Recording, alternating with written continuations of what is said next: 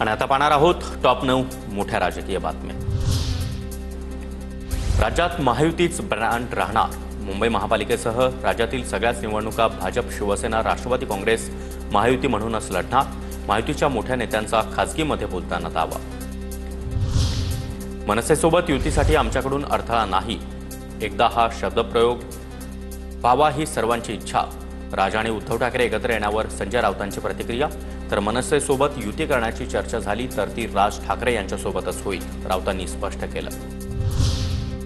समोरून वरिष्ठांपैकी कोणीतरी पुढे यावं, मनसेबाबतच्या युतीवरून आदित्य ठाकरे यांचं वक्तव्य।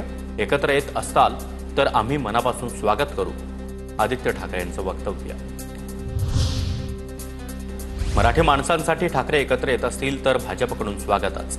राज आणि उद्धव ठाकरे पालिका निवडणुका डोळ्यासमोर ठेवून युती करण्याची शक्यता, मुनगंटीवार यांचं वक्तव्य। तर मुनगंटीवार जे बोलत आहेत त्याचं स्वागत, राऊतांचं प्रत्युत्तर।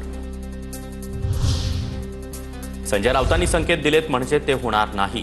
राज आणि उद्धव ठाकरेंची युती होईल असं वाटत नाही, सुजय विखेंची जोरदार टीका। राज आणि उद्धव ठाकरे एकत्र येणार नाहीत। राज आणि उद्धव ठाकरे यांच्यामध्ये कुठेही संभाषण नाही, संजय शिरसाट यांचा दावा।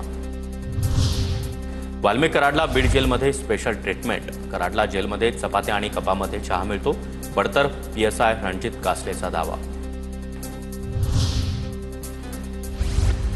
वाल्मिक कराडबाबत गौप्यस्फोट करेन म्हणून मला बीड कारागृहातून हलवलं होतं।